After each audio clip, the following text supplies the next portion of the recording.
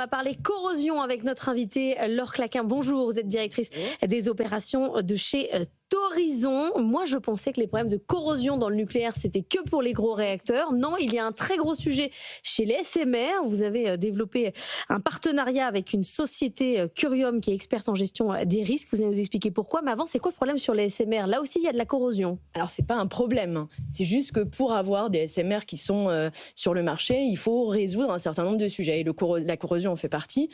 Les sels fondus, alors je vais peut-être expliquer un tout petit peu ce que c'est qu'un réacteur à sel fondu. Un réacteur à sel fondu, il y a un côté un peu marmite, c'est-à-dire qu'en gros, vous avez une grande cuve et dans lequel vous avez, alors on appelle ça des sels fondus. En fait, c'est des sels métalliques dans lesquels on a de la matière fissile qui permet de générer de l'énergie. Voilà. Pourquoi sel fondu? En fait, la grande majorité, c'est comme du sel de cuisine. C'est ça, c'est du sel de cuisine, mais en fusion. Alors dit comme ça, c'est tout de suite un peu moins complexe à comprendre. Et en fait, c'est un environnement qui est corrosif, qui est très chaud, qui est irradiant. Donc en fait, les matériaux, ils sont soumis à des contraintes extrêmement fortes. Et une des grandes contraintes, c'est la corrosion. Et en même temps, on nous dit que les réacteurs à sel fondu, il y a moins de risques, il y a moins de déchets également. Enfin, il y a énormément d'avantages de cette technologie. C'est une technologie qui est développée, qui a commencé à être développée dans les années 60. Comment ça se fait que ça n'ait pas été, qu'on n'ait pas plus mis l'accent sur cette technologie-là et que ça n'ait pas vu le jour plus tôt finalement? C'est exactement ça. C'est qu'en fait, dans les années 60, ils ont testé un certain nombre de technologies. C'est un peu la même situation aujourd'hui, où il y a plein de technologies aujourd'hui qui sont développées. Et en fait, à l'époque, on ne connaissait pas suffisamment la corrosion. En tous les cas, on n'avait pas les matériaux qui peuvent résister à la corrosion. Et ça a été un des vrais sujets, un des vrais freins qui, dans les années 60, donc à Oak Ridge, aux États-Unis, ont fait que ce réacteur a été à l'arrêt. Et donc là, vous avez trouvé quoi? La manière de changer le matériau, de travailler dessus? Alors, c'est ça. En fait, il y a deux choses. La première, c'est que nous, de notre concept, en fait, on adresse la corrosion dès le début. C'est-à-dire que nous, on a fait un réacteur modulaire. Alors, j'ai l'impression que vous connaissez bien les réacteurs. On est très à fond sur les SMR. Il faut quand même réexpliquer parce que c'est pas donc le modulaire, c'est le Lego. C'est globalement, au lieu d'avoir des grands composants, on fait plein de petites briques qu'on va assembler entre elles. Et la modularité, c'est génial parce que globalement, ça coûte moins cher. Vous pouvez fabriquer en série, à assembler, c'est plus facile. Donc les temps de construction sont moins longs. Et globalement, nous, je vous ai parlé, les réacteurs à sel fondu, il y a un côté un peu grosse marmite. Nous, on a fait en fait plein de petites marmites, plein de petites cuves. On appelle ça une cartouche. On a déposé un brevet qui a été accordé. Et en fait, ces cartouches, elles sont en fait, on peut les enlever, les remettre, etc. Et donc il y a un vrai côté de modularité. Et en fait, ça permet de les remplacer par exemple tous les 5 ans. Et donc en gros, vous n'avez pas de problème de corrosion. Donc j'ai un problème de corrosion, je sors la cartouche, je la change, donc il n'y a pas de délai en fait. C'est exactement ça. Au lieu d'avoir quelque chose qui doit résister pendant 60 ans, vous avez quelque chose qui doit résister pendant 5 ans. Donc en fait, ça c'est la première réponse. Mais on a quand même de la corrosion sur nos cartouches. Et c'est là où vous l'avez bien dit, on a mis en place une plateforme commune. Alors on est avec Curium. Curium, c'est une petite structure qui est dans la région lyonnaise, qui est un peu une petite pépite locale qui gère en fait les risques chimiques, radiologiques. Et avec l'INSA de Lyon, donc l'INSA de Lyon, on la connaît, c'est l'école d'ingénieurs, ils ont un laboratoire qui s'appelle Laboratoire Mathéis, qui est un des laboratoires en pointe sur la corrosion. Moi, j'aime bien dire quand on a des choses en pointe en France.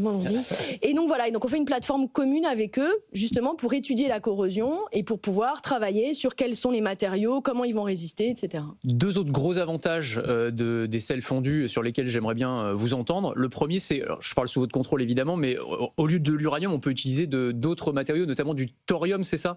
C'est peut-être d'ailleurs d'où vient le nom de votre entreprise. C'est quoi les avantages du thorium par rapport à l'uranium? Alors le thorium, donc effectivement, Thorizon, à la base, c'est mettre le thorium à l'horizon. Voilà, c'est là devient le nom de Thorizon. Alors nous, au début, on ne veut pas faire un réacteur au thorium, parce que les réacteurs au thorium, ça nécessiterait beaucoup plus de R&D, mais en tous les cas, on pourrait utiliser dans un futur proche notre réacteur pour pouvoir mettre du thorium dedans. L'avantage du thorium, c'est qu'il y en a des quantités abondantes dans le monde. Et donc, on peut envisager des cercles fermés, c'est-à-dire qu'en fait, on le réutilise, on le recycle, etc.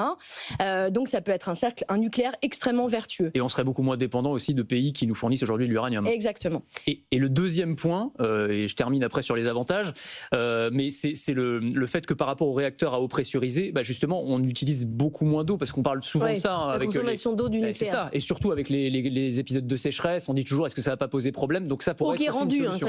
Qui déchets à refroidir et qui après est rendu. Bah, c'est exactement ça. Hein. Nous, on pense qu'aujourd'hui, on peut faire du nucléaire différemment. Nous, on se voit vraiment comme une solution complémentaire. Je pense qu'il faudra toujours des gros réacteurs. Nous, notre objectif, c'est d'adresser des marchés un peu différents, par exemple les data centers, et de faire un nucléaire aussi avec une technologie différente, donc effectivement, qui va consommer moins d'eau, qui va fonctionner à basse pression, qui va pouvoir, et ça c'est aussi ce qu'on disait sur le thorium, mais utiliser les déchets comme combustible. Hein. Les réacteurs à sel fondu, c'est vraiment ça l'avantage, c'est qu'on utilise les déchets nucléaires comme combustible. Donc ça fait un nucléaire très vertueux en fait. Vous en êtes où en matière de développement par rapport à Calogena ou à Jimmy? Là, vous êtes à quel niveau?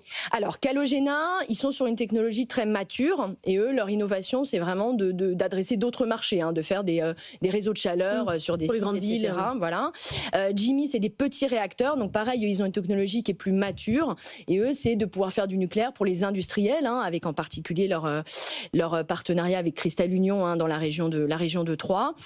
Nous, on est une technologie un peu moins mature, donc qui arriverait plutôt un démonstrateur début 2030. Mais ce qu'il faut avoir en tête, c'est qu'en fait, ça peut aller très vite. Aujourd'hui, aux États-Unis, il y a tout un plein de start-up. Les 2 start-up qui ont eu l'autorisation de commencer à construire des réacteurs, c'est 2 start-up sel fondu.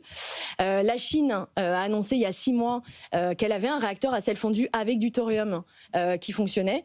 Donc voilà, donc ça peut aller très vite et on voit très bien que les sels fondus, on part peut-être d'un peu plus loin, mais on peut aller beaucoup plus vite et donc c'est des choses qui peuvent venir assez rapidement sur le marché. Ouais. Vous parliez des data centers, j'imagine aussi que le développement de l'intelligence artificielle, ça fait partie des gros débouchés pour vous, parce que on voit bien aux États-Unis que les GAFAM maintenant ils investissent dans le nucléaire ou ils veulent quasiment avoir leur centrale adossée directement au data center en fait. C'est exactement ça en fait. On se rend compte. Alors c'est vrai que nous en France on a cette vision d'électricité très centralisée avec des gros EPR.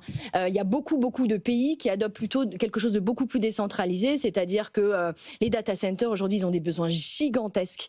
Ils ont des besoins en plus à très long terme et ils ont un besoin de stabilité énorme en termes d'électricité, de niveau d'électricité. Et donc en gros ils investissent, donc tous les GAFAM, tous là les uns après les autres, là en 6 mois ils ont tous annoncé qu'ils faisaient des partenariats et ils font tous des partenariats avec des startups et dont certains avec des sels fondus. Merci beaucoup Laure Claquin d'être venue ce matin pour nous parler de Thorison.